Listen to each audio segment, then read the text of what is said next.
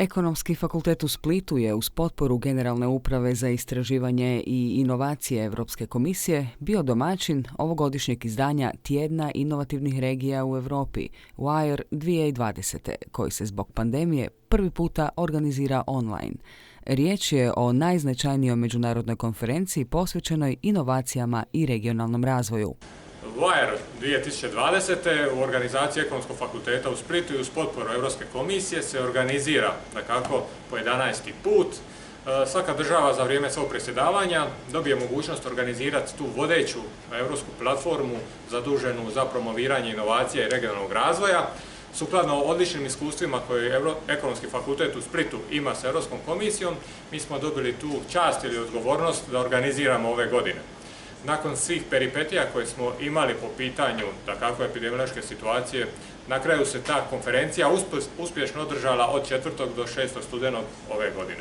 Na konferenciji su sudjelovali vrhunski znanstvenici, brojni kreatori lokalne i regionalne politike, kao i predstavnici poslovne zajednice. Naglasak je bio na manje razvijenim regijama koje dosad nisu imale priliku iskoristiti svoj potencijal.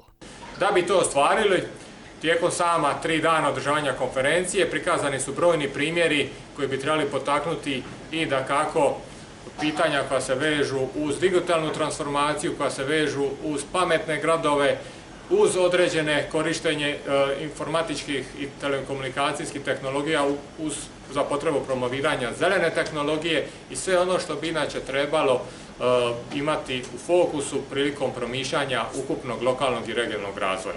Konferenciju je otvorio ministar znanosti i obrazovanja Radovan Fuchs, sudjelovali su brojni visoki uzvanici poput generalnog direktora Uprave za istraživanje i inovacije Europske komisije Jean-Éric Paqueta i profesora Andresa Rodriguez-Pozea, koji se dugi niz godina bavi istraživanjem regionalnog rasta i nejednakosti među regijama.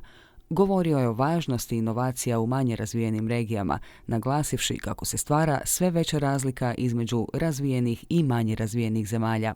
That is likely to enhance the gap and the divide between, on the one hand, more dynamic job generating places and on the other hand, places lagging behind.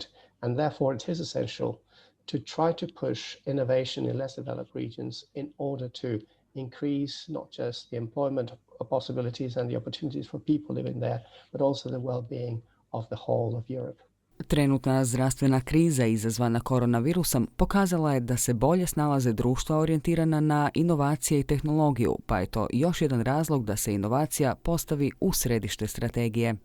Those that are much more dependent on activities that cannot be implemented at a distance, the activities that cannot be done from home that require face-to-face interaction, for example, such as tourism, are likely to suffer and they're likely to suffer for longer. Therefore, there's a need to first diversify, but also to put innovation at the heart of the strategy in order to make sure that you have the right mix of activities to compensate for potential deficiencies in a post-COVID-19 sort of world. Konferencija WIRE samo je nastavak uspješne suradnje koju Ekonomski fakultet u Splitu ima sa vodećim svjetskim i europskim znanstvenim institucijama, što je prepoznala i podržava Europska komisija.